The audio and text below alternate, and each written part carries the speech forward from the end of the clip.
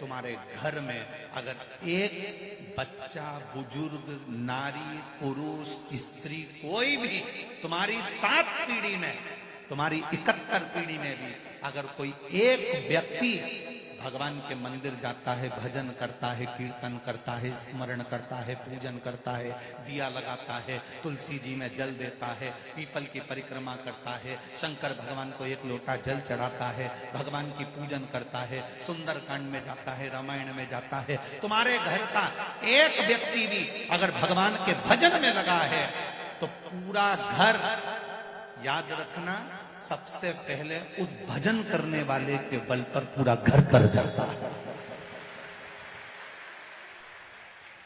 रामायण पढ़ के आया, गांव में रामायण जी का पाठ है, घर का व्यक्ति चले गए, रामायण जी के पाठ में जाकर बैठा, पाठ करा, रात को आया, उसके चरण की रज पूरे घर में गिरी, घर के लोग अपना काम करते रहे।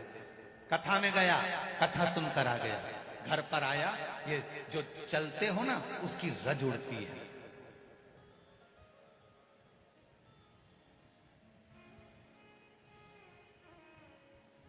हाथी का पांव मगर ने पकड़ा तो सबसे पहले मगर का उद्धार करा। सत्संग करने वाले का संग पकड़ोगे, भजन करने वाले का संग पकड़ोगे, स्मरण करने वाले का संग पकड़ोगे तो उद्धार तुम्हारा निश्चित है। शिव पुराण 7 पीढ़ी को तारने तक का वचन नहीं देती, शिव पुराण 71 पीढ़ी को तारने तक का वचन दे देती है। 1 पीढ़ी 2 पीढ़ी नहीं, 7 पीढ़ी नहीं, शिव महापुराण 71 पीढ़ी को तारने का वचन देती है।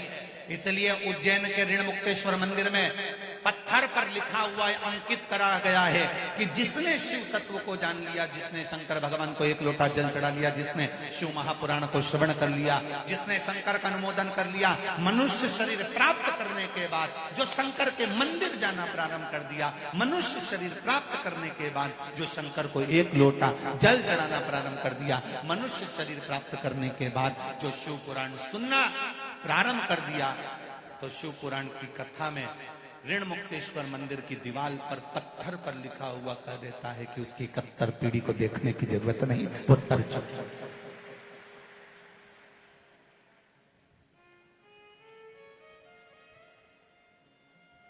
क्यों जाते हैं हम उज्जैन? क्यों जाते हैं उस कालाधिपति की नगरी में? क्यों जाते हैं हम महाकाल की नगरी में?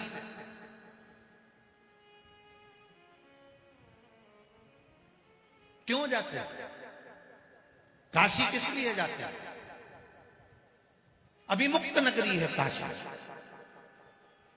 माता पार्वती जी ने शंकर जी से 2 वर मांगे थे। एक वर पति पत्नी में झगड़ा हो तो उसमें प्रेम बढ़े, और दूसरा वर मांगा था कि काशी में जो मरे उसके कान में गुरु मंत्र तुम्हें देना पड़ा। शंकर भगवान कहने लगे ऐसा नहीं हो सकता कि मरने वाले को गुरु मंत्र में दूंगा, ऐसा नहीं हो सकता कि साधारण से मनुष्य को, साधारण से व्यक्ति को, मरने वाले को गुरु मंत्र में दूंगा। पार्वती जी ने भोजन करना बंद कर दिया, पार्वती जी ने भोजन को त्याग दिया, जल पीना बंद कर दिया, पत्ते खाना बंद कर दिए, केवल नासिका की एक श्वास लेती है वो भी छोड़ दी। पूरा ब्रह्मांड हिलने लगा। तब देवाधिदेव महादेव ने कहा पार्वती मांग तुझे क्या चाहिए? काशी में जो मरेगा उसको गुरु मंत्र तुम्हें देना पड़ेगा। शंकर भगवान ने वचन दे दिया कि काशी में जो मरेगा उसको गुरु मंत्र में दूंगा, मैं वचन देता हूं।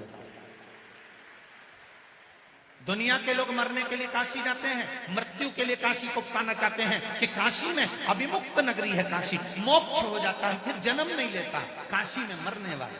पार्वती जी ने कहा काशी में मरने वाले को आप गुरु मंत्र दोगे, मुझे कैसे मालूम पड़ेगा कि आपने गुरु मंत्र दिया? शंकर भगवान के मन में आया कितनी चतुर है ये, मुझे कैसे मालूम पड़ेगा कि आपने गुरु मंत्र दिया?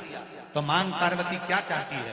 पार्वती जी कहती है काशी में मरने वाले के सीधे कान में आप गुरु मंत्र देना और सीधे कान को थोड़ा सा मोड़ देना, तो मैं समझ जाऊंगी कि आपने गुरु मंत्र दे दिया। आज भी काशी में मरने वाले का सीधा कान अपने आप थोड़ा सा टेढ़ा हो जाता है, क्योंकि मेरा बाबा उसको गुरु मंत्र देकर भेज देता है। आज भी काशी का नियम है, अभिमुक्त नगरी है काशी, इसलिए भारत की भूमि के सबसे ज्यादा मुर्दे, भारत की भूमि के सबसे ज्यादा मुर्दे अगर जलते हैं तो काशी में जलते हैं। हमारे यहाँ गाड़ी ओवरटेक करती है, काशी में मुर्दे ओवरटेक करते हैं। हमारे यहाँ का मुर्दा पहले जल जाए। दुनिया के लोग मुर्दे को देखकर रोते हैं, दुनिया के लोग मुर्दे को देखकर रोते हैं, शव को देखकर रोते हैं। और काशी में अगर कोई मरता है तो रोते नहीं, प्रसन्न होते हैं कि महादेव की नगरी में चला गया। दो नगरी है, एक काशी अभिमुक्त नगरी है और दूसरी उज्जैनी महाकाल की नगरी, जहां दुनिया के लोगों का समय अच्छा ना चले, दुनिया के लोगों को लगे कि बड़ी दुख की घड़ी चल रही है, बड़ी परेशानी चल रही है, बड़ा कष्ट चल रहा है, बड़ी बीमारी चल रही है, बड़ा रोग चल रहा है, बड़ी तकलीफ चल रही है, उसको कहां लगना जाना। एक बार जिसने घड़ी बनाई, जिसने समय बनाया, जिसने पल बनाया, जिसने काल बनाया, उस महाकाल के चरणों में बैठकर एक बार शिव पुराण पूरी सुन लेना, मिल गया। क्यों जाते हैं उज्जैन? अपने समय को सुधारने के लिए। तूने महाकाल काल बनाया, घड़ी बनाई, पल बनाया, मेरा समय अच्छा नहीं चल रहा, मेरा समय अच्छा नहीं चल रहा। जब घड़ी अच्छी नहीं चलती तो इसको कपड़े की दुकान पर या किराने की दुकान पर नहीं ले जाते, इस घड़ी को हम घड़ी वाले की दुकान पर ले जाते हैं। एक बार वर्ष में नियम बना लो कि मुझे कालाधिपति के चक्कर उस चरणों में पहुंच। और देखो, ये तो किस्मत की बात है, 4 अप्रैल से 10 अप्रैल तक उस कालाधिपति के चरणों में शिव महापुराण की कथा बड़नागर रोड पर सुनने को मिल रही है। ये कृपा उसकी। और बार बार इतनी विशाल कथा बार बार सुनने को, कोई उज्जैन वालों से भी निवेदन करूंगा कि ये बार बार नहीं मिलने वाली। और जितने मेरे महाकाल बाबा के जितने, क्योंकि महाकाल बाबा तो दादा है, पिता है, और उसकी जितनी औलादें हैं, संतान है, जिसको मेरे महाकाल ने, मेरे कालाधिपति ने दिया है, उनसे एक ही बात कहूंगा कि इतने शुभ भक्त आपकी उज्जैनी में आ रहे हैं, और उज्जैन के निवासियों से भी कहूंगा, खाली मत जाना, अपना दरवाजा छोड़कर पंडाल में बैठकर शिव महापुराण की कथा का रसतत्व ग्रहण करना। दुनिया के लोग कहेंगे भीड़ बहुत है, भीड़ बहुत है, संसार में कहां भीड़ नहीं है, पर उसके चरणों में बैठकर कथा का रसतत्व ग्रहण करना है।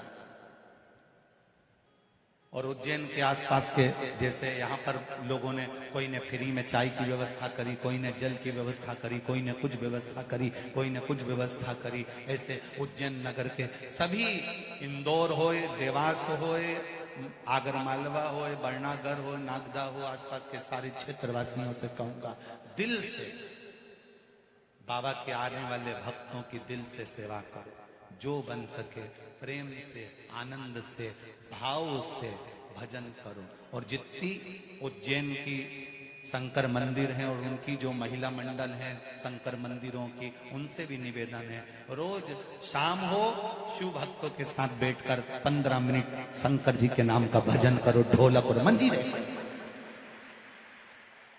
करो भजन।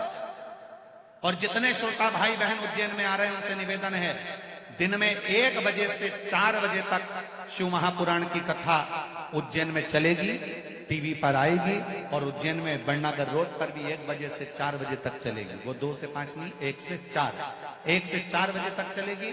जिसको 84 महादेव करना है वो सुबह से लेकर 1 बजे के पहले 12 बजे तक कथा स्थल पर पहुंचकर कथा का आनंद लेने के लिए सुबह भी 84 महादेव करो, शाम को भी करो, और दिन में बाबा की कथा का रसतत्व ग्रहण कर अपनी जिंदगी को संवारने का प्रयास करो, अपनी घड़ी को सुधारने का प्रयास करो।